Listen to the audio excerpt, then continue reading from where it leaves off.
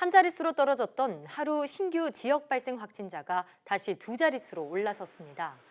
러시아 선박발 3차 감염 사례와 지인 모임을 통한 집단 감염이 발생하는 등 여전히 마음을 놓을 수 없는 상황인데요. 코로나19 브리핑 고려대학교 약학대학 김정기 교수 전화로 연결해서 자세히 이야기 들어보겠습니다. 교수님 나와 계십니까? 네, 안녕하세요. 네. 27일과 28일 이틀 동안 한 자릿수로 떨어졌던 지역 감염 환자가 다시 증가해서 29일 0시 기준으로 14명을 기록했습니다. 현재 상황부터 진단해 주시죠.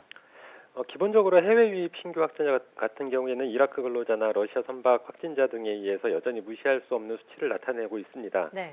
다만 국내의 경우에는 좀 상황이 좀 다른데 국내 지역사회 신규 확진자 수는 말씀하신 것처럼 최근 이틀 동안 한 자릿수를 나타내다가 어제 14명 두 자릿수로 다시 올라섰거든요.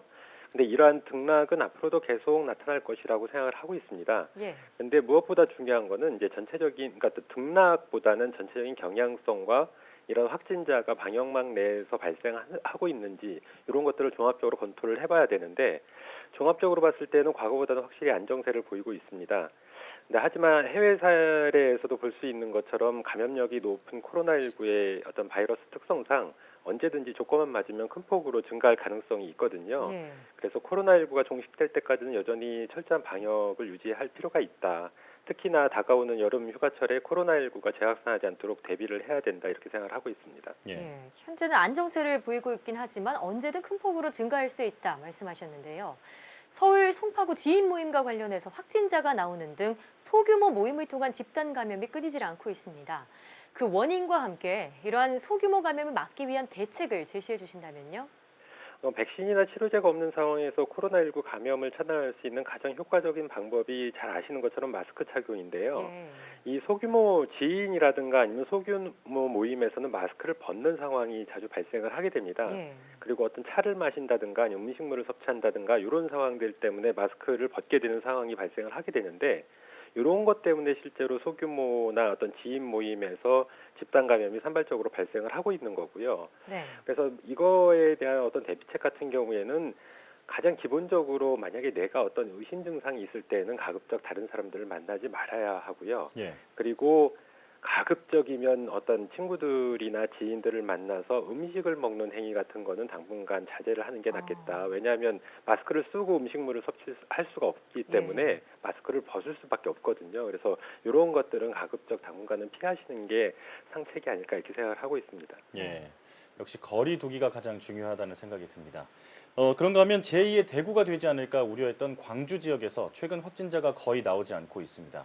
방역 당국이 주말까지 안정된 상황이 이어지면 현재 2단계인 사회적 거리 두기를 8월 3일부터 1단계로 낮추겠다 이렇게 발표했는데요. 교수님 의견은 어떠신가요? 방금 앵커께서 말씀하신 것처럼 광주는 최근 5일간 확진자가 1명에 그치는 등 그 지역 사회 감염 확산세가 굉장히 진정된 모습을 보이고 있습니다. 예. 그래서 보건당국에서 발표한 것처럼 실제로 이번 주 주말인 8월 2일까지 지금의 안정세, 그러니까 진정세를 유지를 한다면 다음 주부터는 1단계로 낮출 계획을 검토하고 있다라고 얘기를 하고 있는데요. 만약에 지금 상황, 이번 주말까지 이런 안정세가 지속이 된다라고 그러면 다음 주부터는 사회적 거리 두기를 1단계로 낮춰도 큰 무리는 없지 않을까 이렇게 조심스럽게 생각을 하고 있습니다. 네, 지금 같은 안정세가 유지되기를 바라겠습니다. 자, 7월 말이 되면서 학기가 마무리되어 가고 있습니다. 1학기를 돌아보면 학교 내 감염 추정 사례는 대전 초등생의 경우 단 한 건에 그칩니다. 우려했던 것보다 학교 내 감염 사례가 많지 않았던 요인은 무엇이라고 볼 수 있을까요? 실제로 우리 그 등교 수업을 추진을 하면서 많은 그 감염병 전문가들이 우려했던 부분이 학교 내에서 집단 감염이 발생할 가능성이 높다라는 부분이었는데요. 예. 실제로는 한 학기가 지나면서 말씀하신 것처럼 대전에 한 건밖에는 없었고 대전 사례도 이른바 N차 감염까지는 발전하지 않았거든요. 예. 이러한 가장 중요한 이유 중에 하나는 앞서 말씀드린 것처럼 백신이 없는 상황에서 코로나19를 차단할 수 있는 유일한 방법이 마스크 착용인데 여기 포함해서 또 개인 방역 수칙 준수가 중요하거든요. 근데 실제로 마스크 착용이나 아니면 학급 정원의 3분의 1에서 3분의 2까지만 등교 수업을 진행하는 등 그렇다 보니까 격주로 실제로는 등교를 하게 됐는데 각 학교마다 이러한 부분에 대한 어떤 대처나 이런 것들이 잘 이루어지지 않았나. 그래서 실제로는 큰 폭의 어떤 집단 감염이 발생하지 않았나 이렇게 생각을 하고 있습니다. 예. 자, 그렇다면 자연스럽게 2학기는 어떻게 운영될 것인지 논의되고 있습니다. 2학기에도 지금처럼 온라인 수업과 격주 등교 조치가 유지돼야 한다, 이렇게 보십니까? 이 부분은 실제로 이제 교육부에서 조만간 발표를 할 거라고 생각을 하고 있는데 아무래도 코로나19가 올 하반기에도 지금의 상황을 유지할 거라고 보고 있습니다. 그러니까 해외 사정도 마찬가지고 국내 상황도 마찬가지고요.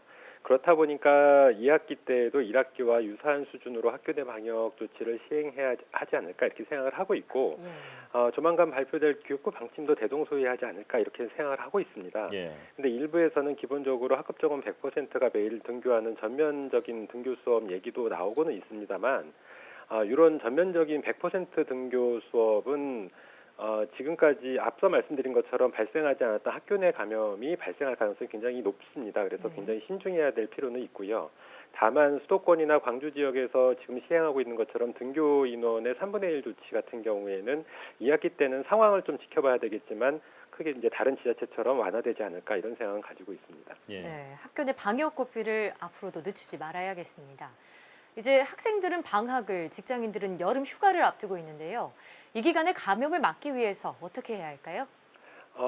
특히나 방학 동안에 학생들 같은 경우에는 그동안 많이 문제가 됐던 어떤 동전 노래방이라든가 이런 부분들에 아니면은 PC방이라든가 이런 방문을 가급적 하지 말아야 됩니다. 그래서 이런 부분을 가게 되면 실제로 또 다른 집단 감염이 또 산발적으로 발생할 가능성이 있기 때문에 이런 부분들을 부모님들께서 철저히 좀 관리를 좀 해주셔야 될 것 같고요.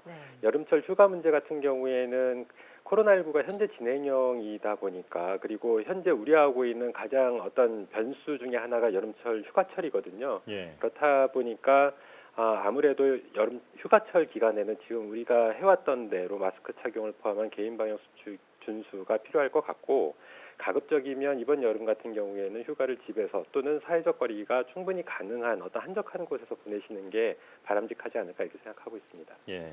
이 방학과 휴가철에도 방심하면 안 되겠습니다. 자, 그리고 세계보건기구 WHO가 코로나19가 계절을 타지 않는다고 강조했습니다. 모든 계절을 좋아하는 신종이라는 말도 했는데 이게 어떤 의미인지 설명해 주시죠. 이 부분은 현지 시간으로 어제 28일 그 해리스 WHO 대변인이 유엔 제네바 사무소 정례 화상 브리핑에서 얘기한 부분인데요. 코로나19 바이러스가 계절의 영향을 타지 않는다라고 얘기를 했습니다. 그러면서 대표적인 사례로 미국과 브라질을 들었는데 북반구에 위치한 미국 같은 경우에는 현재 우리나라와 마찬가지 여름이지만 남반구에 위치한 브라질은 현재 겨울이거든요. 근데 이 두 나라를 비교를 해보면 현재 전 세계에서 가장 큰 폭의 확산세와 그리고 가장 많은 일일 신규 확진자가 발생하고 있는 나라들입니다. 이렇다 보니까 계절이 정반대여도 확산세는 대표적으로 두 나라가 크게 유지를 하고 있다. 이런 부분 때문에 발표를 한 건데 실제로 이 계절의 영향을 받는다 안 받는다 부분은 제가 코로나19 브리핑에서 여러 번도 말씀드린 적이 있는데요. 기본적으로 호흡기 바이러스는 계절의 영향을 받습니다. 받는데 코로나19처럼 팬데믹 상황, 다시 얘기하면 많은 사람들이 감염돼 있을 때에는 상대적으로 영향을 받아도 덜 받는다라고 생각을 하시면 될 것 같고요. 특히나 미국이나 브라질처럼 신규 확진자가 1만 명을 넘는 상황, 실제로 브라질은 한 3만 명, 미국 5만 명 수준을 보이고 있는데요. 이러한 상황들이 계절의 영향을 바이러스가 계절의 영향을 받는 게 확산세에 가려져서 마치 안 받는 것처럼 보일 수도 있고 받아도 거의 미비하게 받는다 이렇게 보시면 될 것 같습니다. 그러니까 기본적으로는 호흡기 바이러스는 받긴 받습니다만 많은 사람들, 즉 수가 많은 경우에는 상대적으로 굉장히 덜 받는다 이렇게 보시면 될 것 같습니다.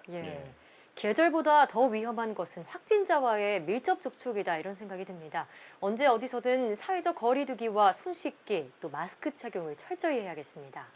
지금까지 고려대학교 약학대학 김정기 교수와 함께했습니다. 교수님 오늘 말씀 고맙습니다. 네, 감사합니다.